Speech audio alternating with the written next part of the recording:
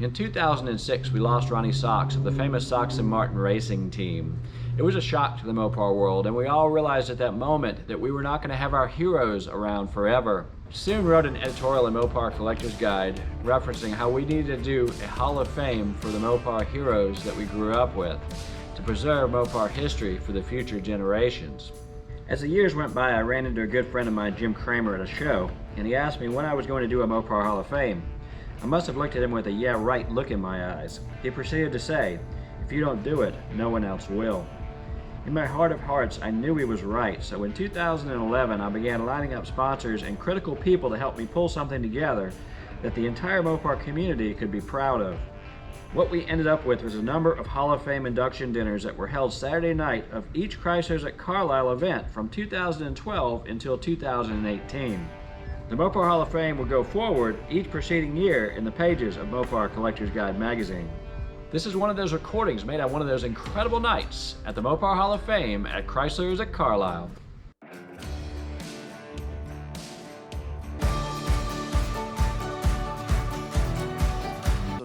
Put together the strongest team of drivers and cars that the drag racing world has ever seen. As a member of the Sox and Martin team, we had 2 pro stock cars, which was pretty impressive back then. The rod shop, they had it all. They had stock eliminator, super stock, modified, pro stock, top fuel. They had everything. The rod shop pioneered the concept of a true race team. To be a part of the rod shop was a huge honor. Gil Kirk and Jim Thompson, please come up here.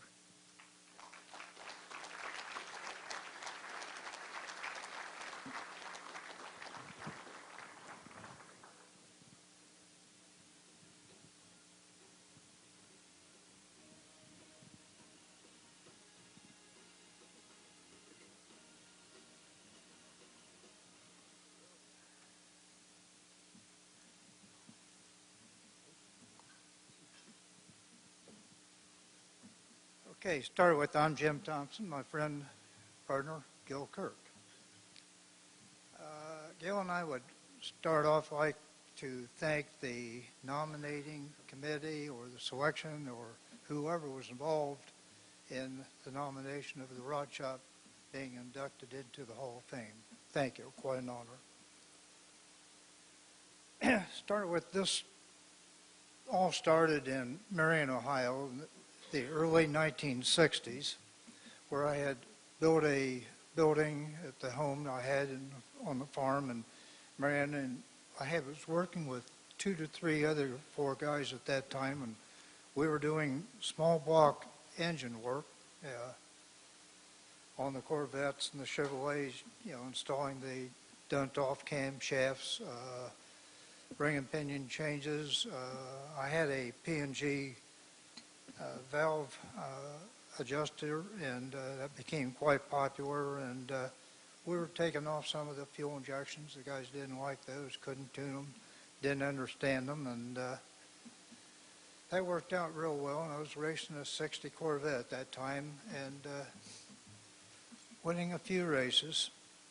I got called back to service during the Cuban crisis, so that took me out of the racing for 61, 62, and as soon as I got out of the Army in 62, I immediately ordered me a 63 split window with the 360 fuel injection engine in it, and started almost immediately building, blueprinting and building the engine for that, for drag racing, and started going to all the large meets in Detroit and Ohio, wherever I could, to see what news and what information, what was available from the big 3 at that time, and continued to work with 2 or 3 or 4 guys. And one evening at the supper table, Corvette was pretty successful, and I told a friend of mine, he said something about the Corvette, and I said, we really ought to name this shop something. He said, Jim, why just call it the Rod Shop? So that's where that name came from, and that's where it started.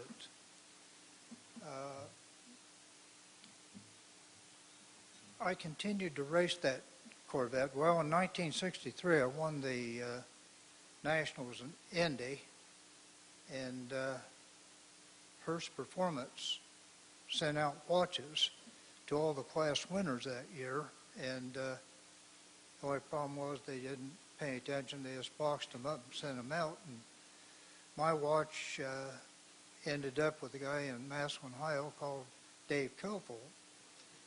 He had a small race shop up there and was racing the Flintstone Flyer. Dave called, and I made arrangements to come see Dave, and he had my watch, and went up, got the watch, and started talking to Dave, and he made several suggestions as far as improving the performance of the Corvette, and ended up ordering some parts from him, and since that time, Dave and I have become real good friends. 1965, my wife decided we're going to have a family. She got pregnant with the first child, and decided at that time I can't do both the way I want to do it. Can't have a Corvette racing and support the Corvette and a family also, so I sold the Corvette. Didn't really do much racing in '66. Then in '67, I got a call from a guy named Ed Coughlin. Ed was a retired vice president of Lazarus, large department store in Columbus, Ohio, father of Jake Coughlin. He called and wanted to come up, his wife, and meet my wife, Phyllis, and I, and proposed me moving or coming to Columbus to manage Jake's machine shop and engine building program. I accepted, and for quite some time drove from Marion to Columbus and worked. And during the time there at Jake's, met a guy named Gil Kirk. We struck it off and made a pretty good friendship. And one day, Gil said, why don't we just start our own performance shop in Columbus and call it the Rod Shop? I said, Gil, probably a good idea. So we did, and immediately there was a guy in Columbus racing an angler called Bob Riffle. So we recruited Bob, and he joined the program almost immediately. Well, Gil had found us a building and started ordering equipment and everything we need to have a pretty decent machine shop. I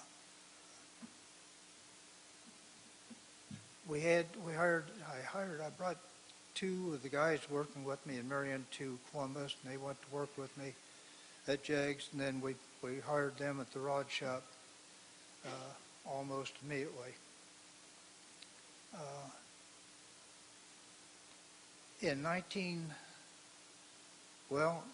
Riffle was racing the A-gas, he built an A-gas car at that time, and A-gas supercharged car, and he started racing that and gave up on the Anglia, and Gil and Bob said, Jim, you're going to start driving the Anglia. So I did, and built a couple engines, set the national record, and the Anglia was pretty fast. And we opened the Rod Shop in '68. In 1969, I had some conversation with Ford. They kind of like to have me come racing for them, and they sent me two of the Cleveland head Ford engines to possibly put in the Anglia or a car of our choice. And was also getting some help out the back door of GM with a good friend of Gil's who worked for Chevrolet at that time. And then one day I get a call from Dave Copel, who is now a Chrysler performance engineer, with an offer to race a Plymouth race car. First offer I didn't like, I refused.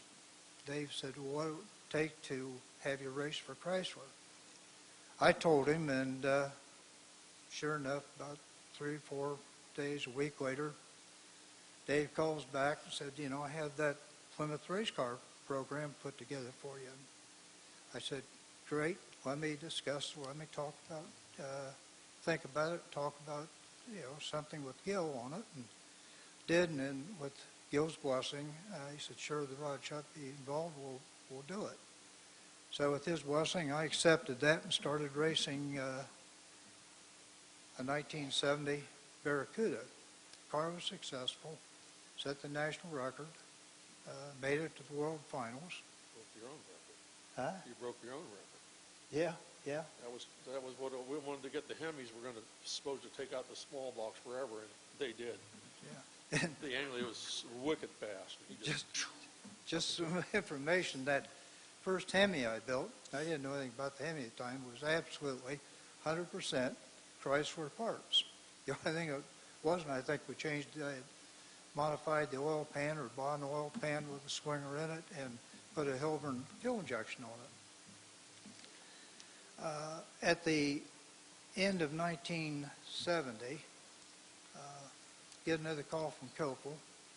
So I'd come down and meet with Gil and I about a racing program for 1971. So told Gil and made arrangements, and Dave comes down and we go over to Gil's office and he sits down and Copel presents the program for 1971. It was all Dodges.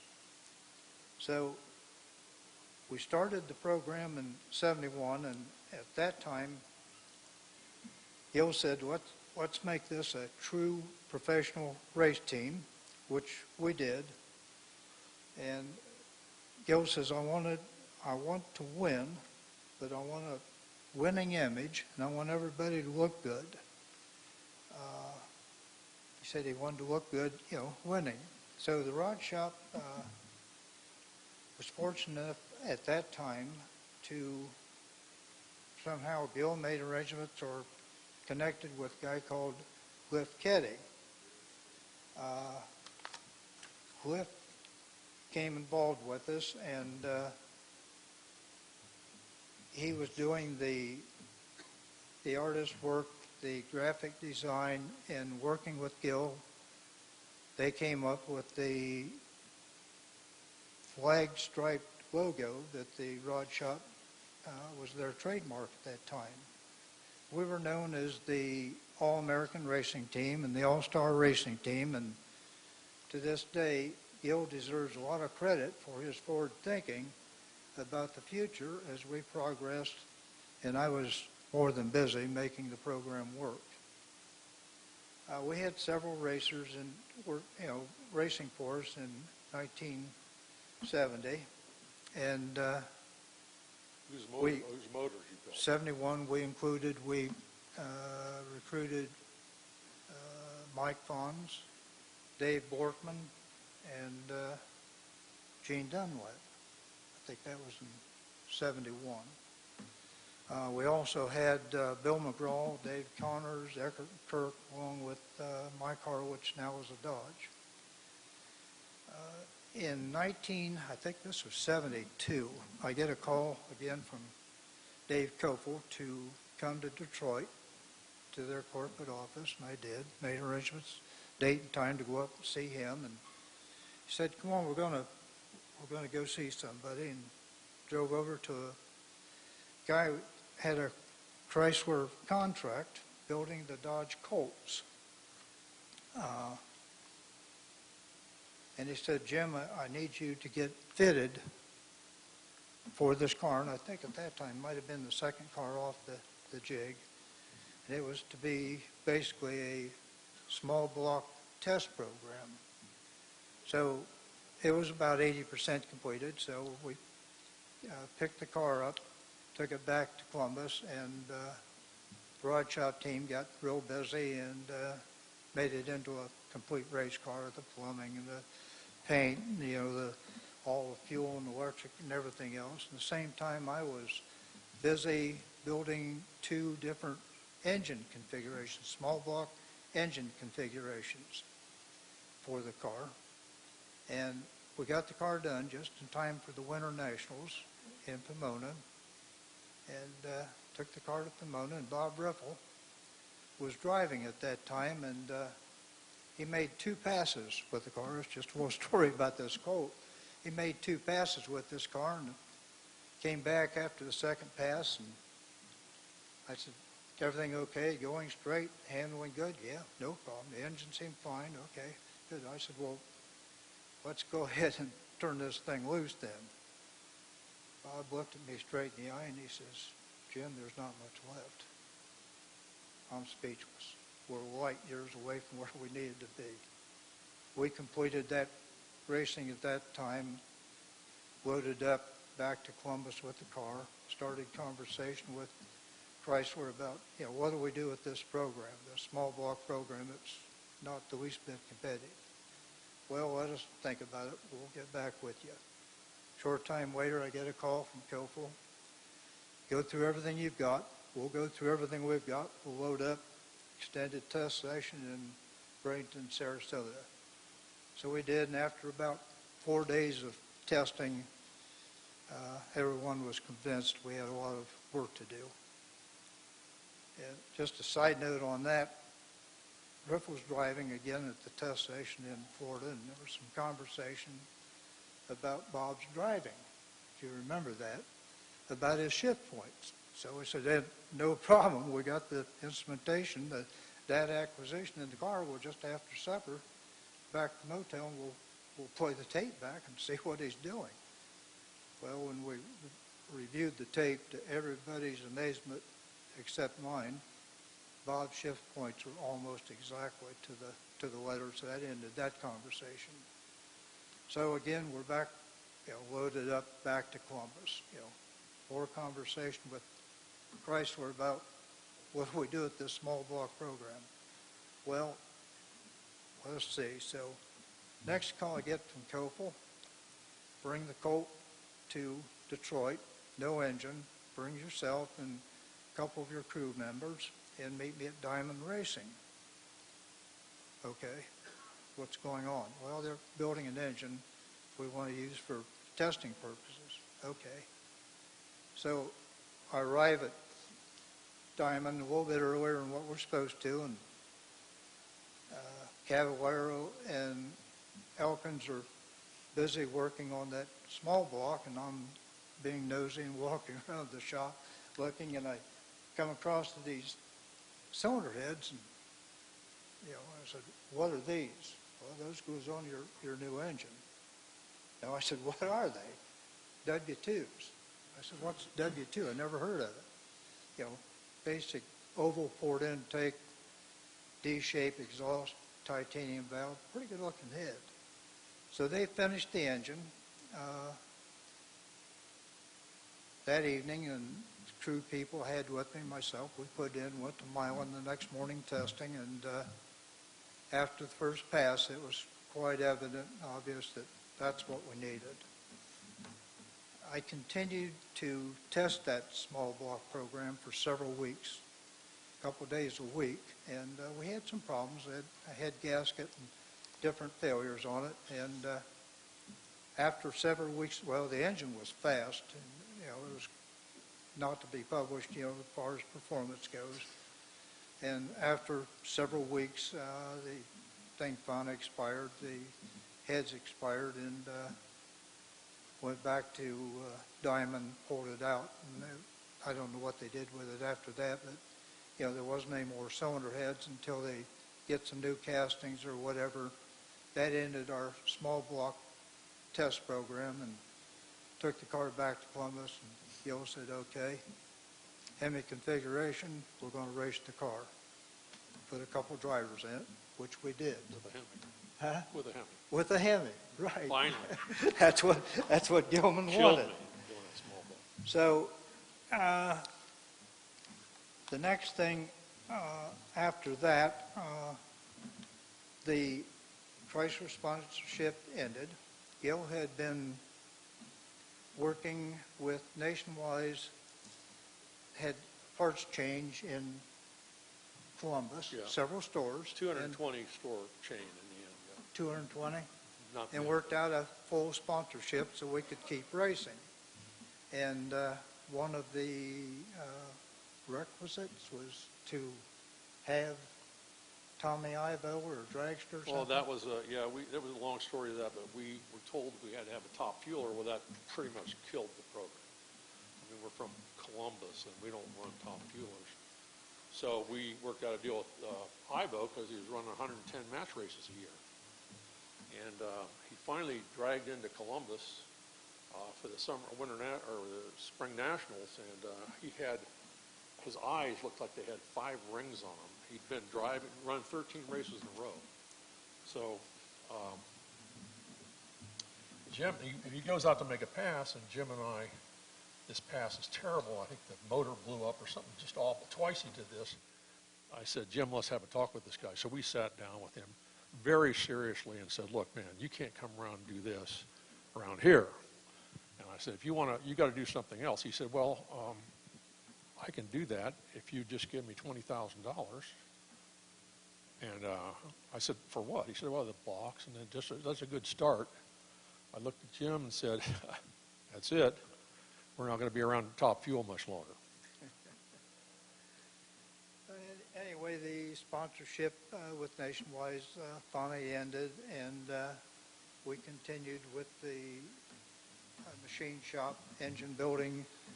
We had a couple guys, Bruce Mills and Rick Smeltzer, helping us at that time, and we did dynamometer testing, flow bench testing, and we continued to build some engines. At the end of the personal rod shop journey, we had a grand total of NHRA national titles of, what do we have at that time?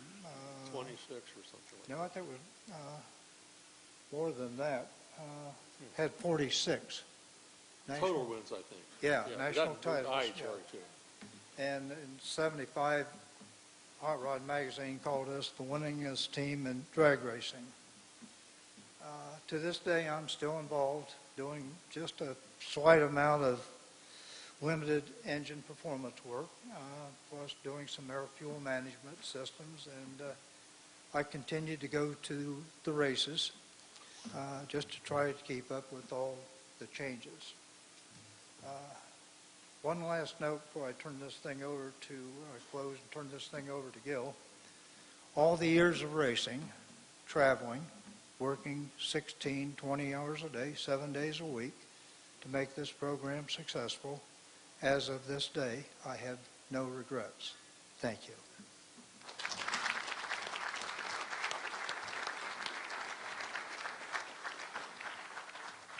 My situation is a lot different than Jim's.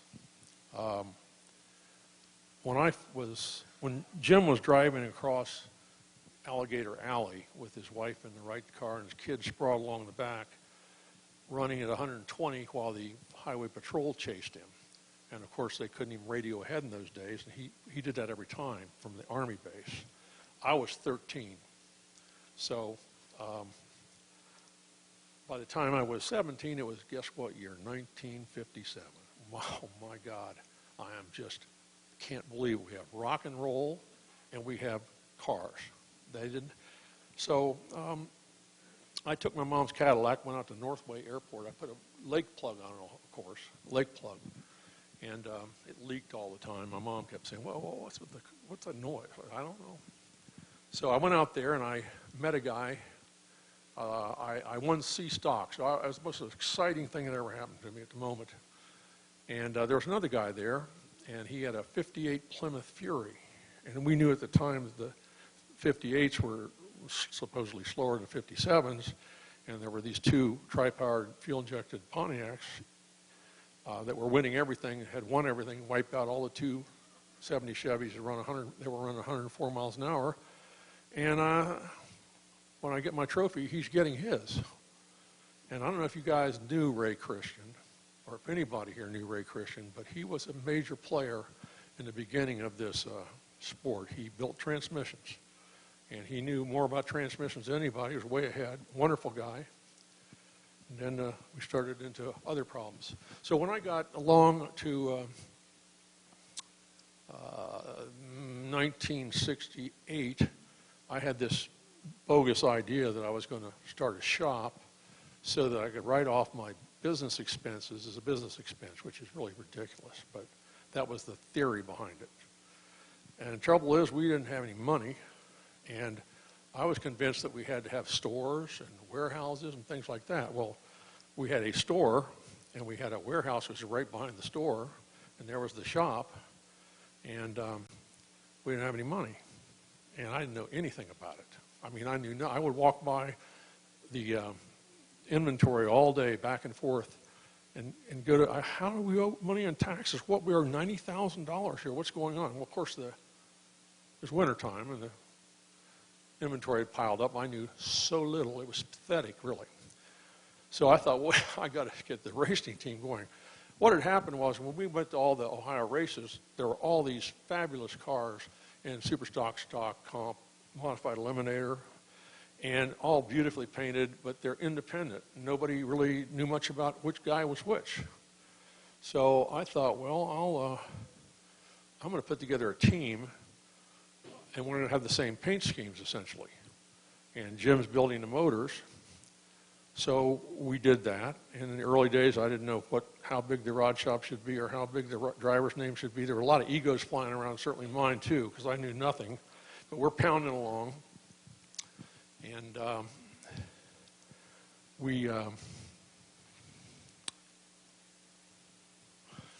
let's see here.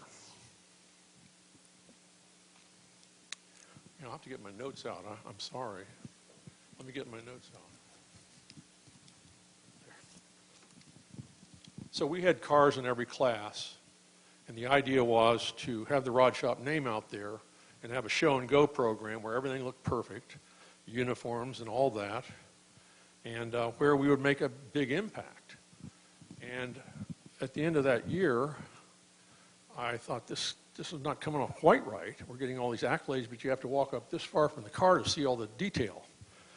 And I was at a points meet, and I saw Sandy Elliott, a Ford racer from Canada, roll out in the track, and I'm at the other end, and he's got these black and white stripes all the way down the back side of the car. You could see him for miles. I said, that's it. We're gonna have stripes. I didn't, but this is about 1980, 68, 69. So I went to the SEMA show, and I had my little pinstripe suit and sort of long hair, and I had this shop, and so I got a badge to put on my shirt where I would walk up and down miles trying to get somebody to talk to me about sponsorship. And it was terrible. I'd get in there, and finally after a line, somebody'd say, can you hear this all right? I guess you can now. Somebody'd say, you're racing? Oh, please, we don't do that. So I noticed that one guy was walking down the aisle in the middle, and people were running out to talk to him. So I thought, what the heck? I said, what is that? He said, well, you're just a little jobber. That's a warehouse distributor. I said, well, how do you tell it is? He said, the badge. He's got a pink badge. You got a little green badge. So I went back out front and got one of those badges and walked down through there, and everybody ran out there. So I just go, and by the time they figured out what I wanted, it was too late. I was 20 minutes into it, and they go, oh, my God, you're racing? I said, yeah, but I'll tell you what. I'll take your parts instead of cash, and then I'll sell your parts, and I'll promote them in our area. So I came out of there with enough money to start a racing team. I also learned that I said something about Sox and Martin to one of these people. They said, well, who's that? I thought, oh, gosh, they don't know about Sox and Martin. Well, great. I'm from Ohio State, so we're big football people, so All-Americans as high as you can get. So I just said we're the All-American racing team and plugged that on there. And at that point in time, we were out and running, and things were getting tougher. We're having to make decisions about what we do with drivers, what do we really want, what are we doing here? And somehow or other we skated into the Dodge deal, thanks to Jim's interest. And at that point in time, we were excited about the Pro Stock. We had a Pro Stock car of Mike Fonz's. I hadn't thought about it much till tonight, but we always were priding ourselves on building all of our own engines. But that car had a Ted Spehar motor in it. And I took it for granted that it was ours for a long time when I tried to figure it out that he built it. We wanted to be building our own motors, be a full-time racing team. So, gosh.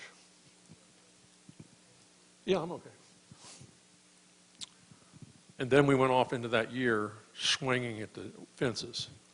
Went up to Saginaw with the Pro Stock car. It was so exciting. It was a clone of the missile. And Fonz sets the national record, which all the pro stock guys then knew that the national record was the big deal. And so we have to back it up. We hadn't done that yet. Then another car pulls up in Division III car, and it goes down there and breaks our record. I'm going, what? So I'm standing over by the scales. This car comes back through and just drives over the scales like that. I talked to I said, that's nice, Bob, Division III guy. I said, that's really nice. He said, you're going to get yourself killed. I said, it's Billy Stepp. So the next thing that happens is that we back it up, and I walk by this, we're now holding it, I walk by the black Cadillac that held the division director, the whole group of them in there, and I went on the front hood, like that. And then I thought, okay, I'm going to the end of the track to see this guy shut down. So I went all the way to the end of the track. He comes in for his big backup run, does a little bit of burnout, lines the car up, and it takes off like a bat out of hell and just, whoo! I thought, man, that's a great run. No, it wasn't. He missed the record by quite a bit. Of course, we found out that he put too much air in one tire, so he didn't have to show it with engine RPM. And that was a part of it. We were starting to get well known by this time. We had probably pissed off 2/3 of the racers in the country because we're running around with these fancy cars, money flowing every place supposedly. We get to the World Finals, and we're standing there, we're getting ready to race, and I had to go to the bathroom. A big storm had come through. Way out there was a urinal place. So I thought, well, I'll go, there's nobody there. I walked through the mud, finally got out there, got in. My eyes adjusted to dark, and it said, do the world a favor, beat a rod shop car. So I knew we'd made it to the big time. When they're writing about you in toilets, you've made it. Okay. Anyway, we were happy enough to win the world championship that year, and he knows a lot about that, don't you? And we went on from there, fighting our way through tough situations with trying to get money. I don't know if any of you ever gone to college, but or who has. Everybody has the dream that you, after college, you can't find your class, and you're trying to take a final exam, you don't know where it is. And I had those all the time, but now I have a different one. I'm going out trying to put the racing team together, and I run around from place to place, and I can't get the money. And that's the way I dream. So that's what my years in racing did for me. Thanks. Thank you, Gil. Thank you, Jim. If you like this video, please smash the like button. And if you want to see more videos like this one online, hit the subscribe to Mopar TV button. It's totally free. Also, if you'd like to support the Mopar Hall of Fame and vote for future inductees, go to MoparCollectorsGuide.com and subscribe to the only Mopar magazine that matters. A portion of your subscription will go to help keep Mopar history alive for future generations.